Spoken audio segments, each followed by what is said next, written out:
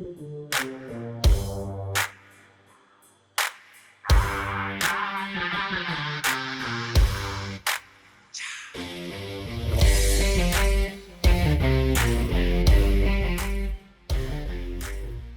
are still at Mid-America Truck Show 2023, Louisville, Kentucky. And, we spend this time every year to get to know some of the people that are in the trucking industry that help truck drivers. I can't, I know you guys probably think, there he goes again saying that, who's helping truck drivers. But I just love it. I love talking to people that do it. I love promoting information that helps our truck drivers and help them be successful. But also, we have to talk about things, sometimes serious things that are in the trucking world that has to be addressed. Aero Truck Sales has been in business for over 60 years and a longtime partner of Oakley Trucking and the Oakley Podcast. Trey Visor and Keith Wilson do a great job at putting you in the right truck to fit your needs and our needs here at Oakley. They carry all makes and models to choose from with on-site financing through transport funding. So whether you are a seasoned owner-operator or a first-time buyer, be sure to contact Keith Wilson at Aero Truck Sales at 573-216-6047 and tell him you heard it on the Oakley Podcast. And that's why my next guest I've been looking forward to this conversation because it's something that is not talked about enough. I will say, though, I've started hearing more about it through certain avenues, and it's made me more aware of what's going on. And so that's why I asked Chris Moreno to sit down with us with Truckers Against Trafficking and talk to us about that. Explain what that organization is, what they do, the awareness that they're making, and even some stories that everybody can relate to. And the main thing is just bringing awareness of Truckers Against Trafficking to everybody's mind. So, Chris, thanks for joining me. Yeah, I appreciate you having us. I mean, we love to talk about TAT and what we have to offer. So yeah, well, it's something that, like I said, is coming out more and more. You're hearing more and more about it. But for our listeners that's never heard of it, Chris, let's talk about what is Truckers. Well, all right. But first, before I do that, I always have to do this. Give us a little history about Chris Moreno. Yeah. So, well, my name is Chris Moreno. I currently live and reside in Colorado Springs, Colorado. A lot of what I do, given the place that I'm living, is a lot of hiking, a lot of being outdoors. There's breweries everywhere, so I know that bourbon's huge in Kentucky. Is that right? Yeah, that's correct. Yep, and Colorado's all about the beer. I don't know. You don't know. Yeah. Colorado's all about Coors Light. Yep, there you go. The stadium, the manufacturing plant, huge. Coors, you'll see it everywhere. That's for sure.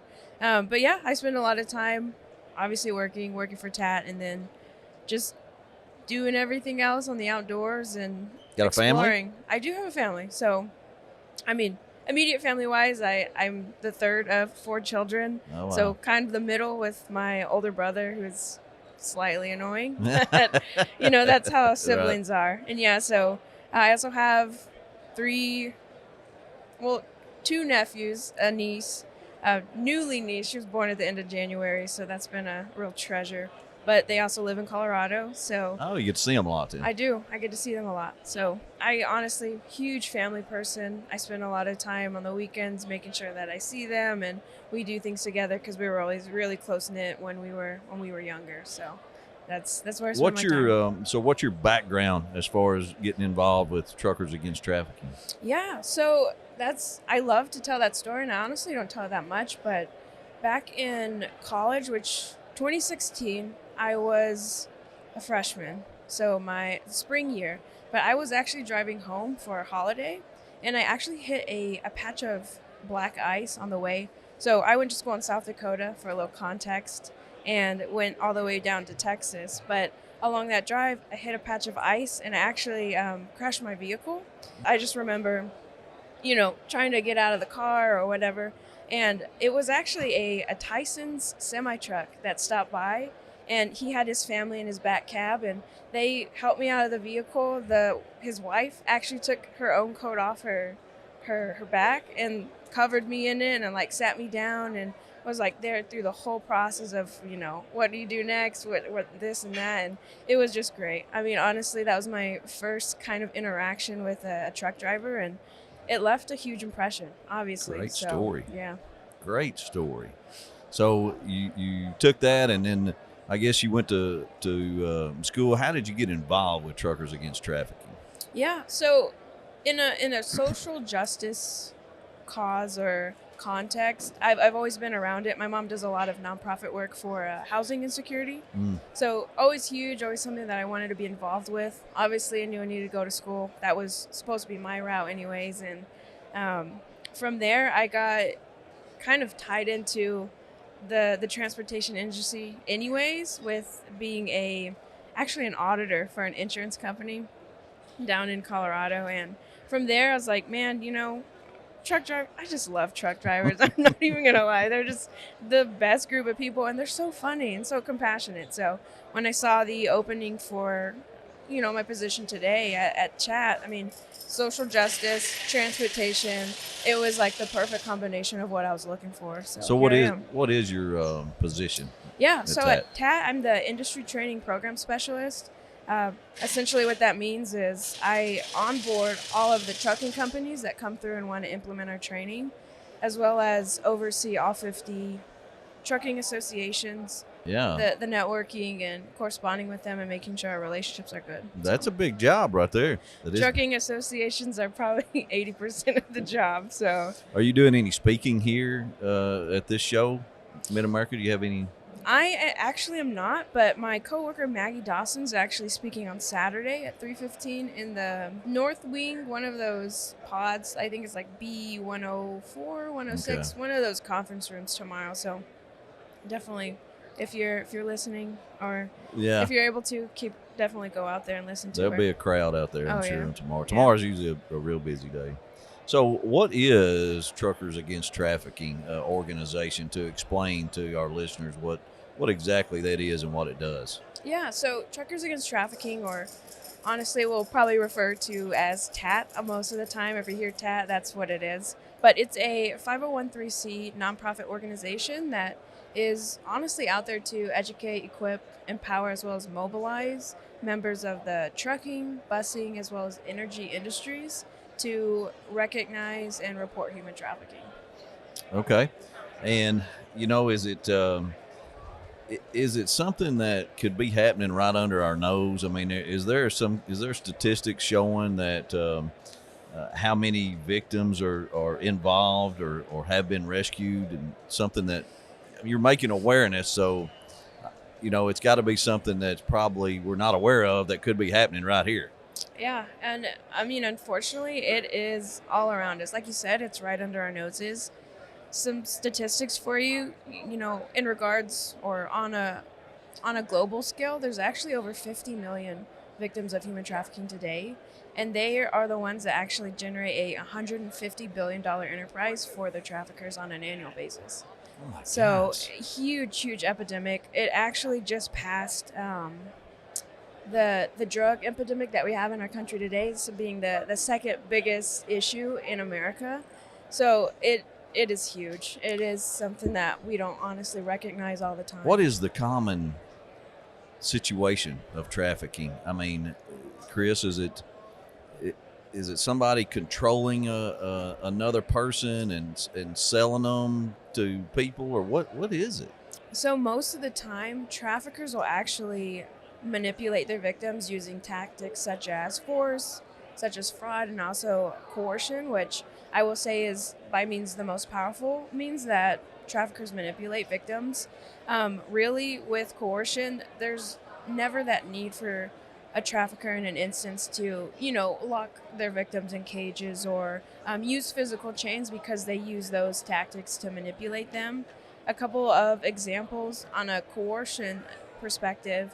I mean, it's really, that trafficker threatening maybe a young mother to call child welfare services to get their children taken away if they don't comply. And it's stuff like, that you hear it all the time, or the the typical case of that young woman who gets this, too good to be true scenario of being able to work as a model in the big city. And then from there, the trafficker will enter them into the sex trade. And there's so many examples of how that could happen. Man, that I guess there is. You just don't think about it because, they may be free to do what they want to do, but they're still controlled by somebody or manipulated by somebody. Right. And that makes it, do some of them not even realize they're in a situation like that? A lot of the times, they might not even know of them being in that situation. It's really hard for victims to recognize that because of the manipulation tactics they're under.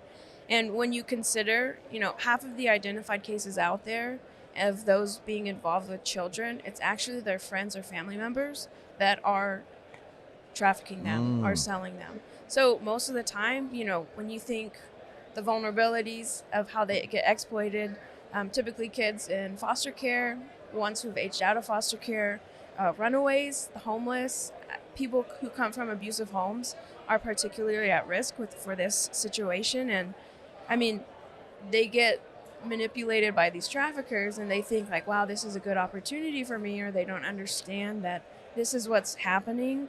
And most of them being kids, typically your victim is going to be from the ages of 13 to 18. Oh, really? Yeah. So that's the majority there. Yeah, that's when you're most vulnerable. Yeah. Probably, and believe the story that they're telling you. And that's exactly why those are, that's a demographic of what traffickers are trying to get at, because they know that those youngins, those kids are going to be easy targets for them. What areas of what industries? I know we talk about truck driving a lot, but is that the majority of the trafficking going on is in the trucking industry? No. So to be honest, this is every state, it could be happening in every zip code. It's happening everywhere. So I can tell you that, this industry is the worst. They're causing the problem. Honestly, I truly believe that the trucking industry could be the most beneficial in this fight, just because of the integration and the ways that they come into play. They're in a lot of places where they see a lot of this potential action or potential victims in the process, and law enforcement, they can't be everywhere all at once. And when you consider that the trucking industry is 3 million strong, there's so many ways. It's a lot of eyes and ears all around the road, making sure. Yeah, they're definitely could be the biggest. What does a truck driver need to look for? To something suspicious. They're pretty good at knowing, hey, something just ain't right there. But now they may see a lot of it, and because there's a lot of things in the trucking world that's not right, that can be normal. But what are some of the things they need to look for, you think? Yeah, so some things to look for, in an instance where you cross those paths. You're talking about in regards to, gas stations, motels, areas where truck drivers would be. Typically, if you see something secluded like an RV or a huge SUV in the back, typically that's a good place to indicate like, yeah, something's not right there. And for a part of it, it's also that gut feeling, like you said. A lot of people have that really good instinct of knowing when something doesn't feel right. And honestly, one of the leading causes of knowing that something bad's happening. But also just seeing, most typically you're going to see young women, girls of color in those situations. And it could be, they look disheveled. They don't know where they are. Oftentimes traffickers don't tell them where they are, so that they don't know where to go for help. And most of the time as well, they'll be a trafficker anyways. They'll be on the premises to be a part of that bartering process, to kind of be the security, quote security, to make sure that they don't go anywhere.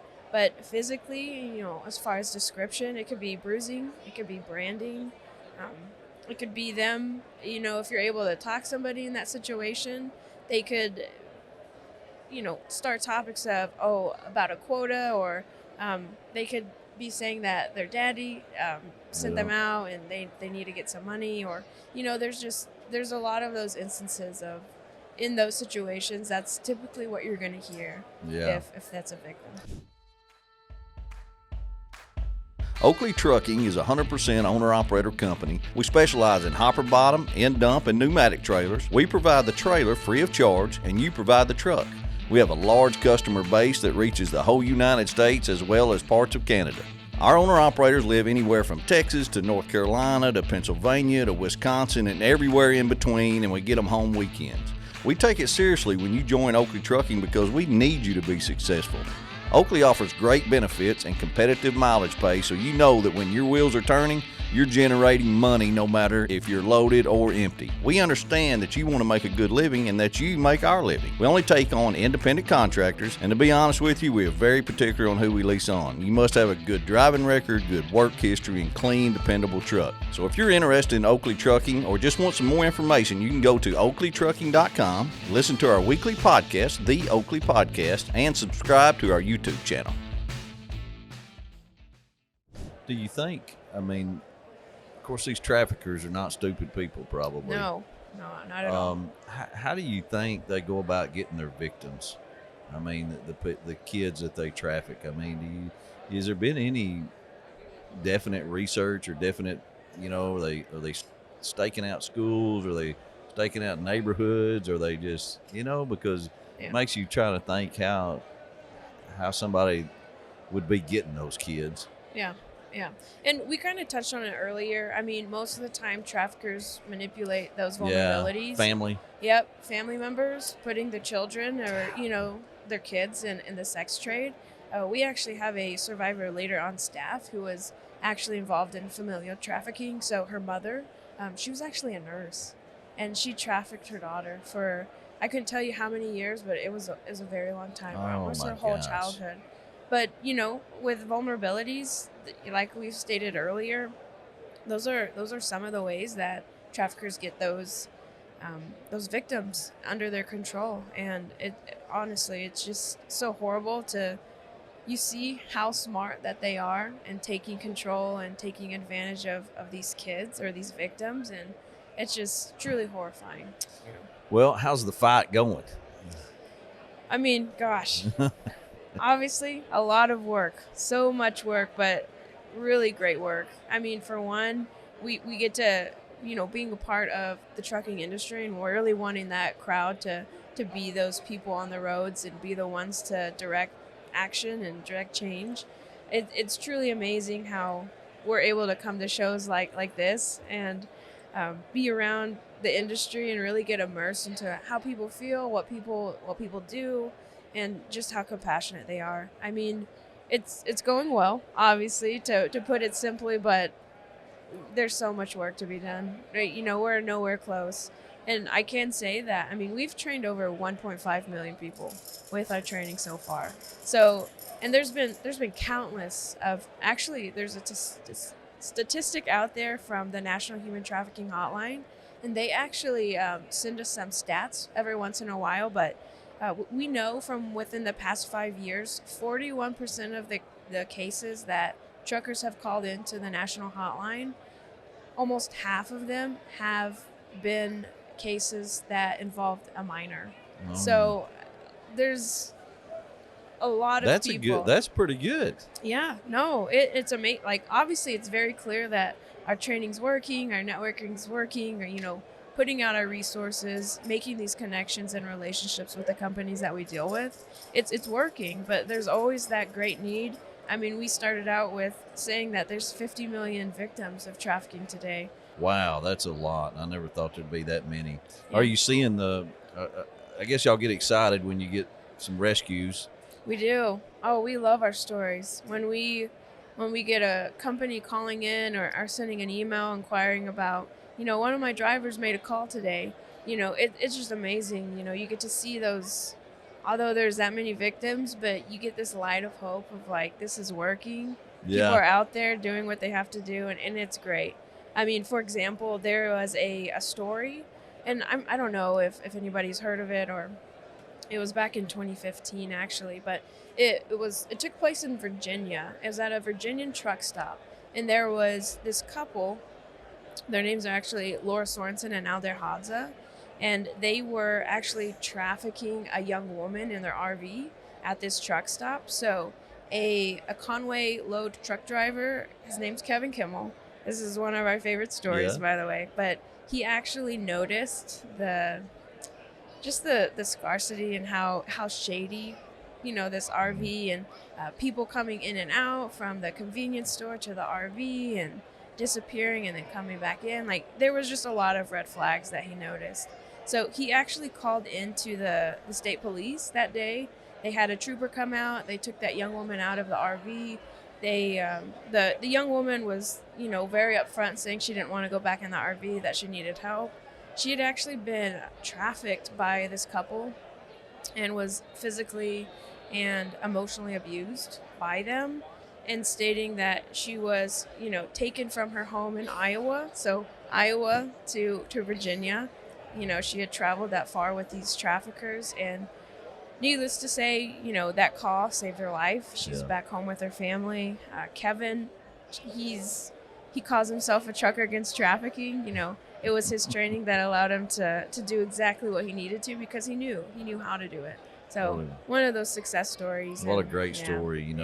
You got to hear those. You want to hear those to keep doing and keep doing and keep watching and keep looking and doing what you can do as a truck driver to, maybe they see that next story and get somebody some help out of there. What are some of the ways, I guess, the drivers can get trained, or what avenues do you have that they can get trained? Yeah, gosh, there's so many trainings, so many materials that we have to give for drivers and personnel within these industries to get trained and know what to look for.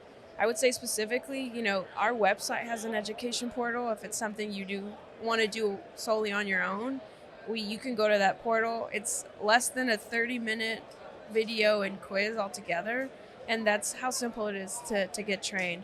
But in the instance of, let's say, trucking company or an organization or an association wants other people to get trained, then we actually have a general mailbox called info@truckersagainsttrafficking.org.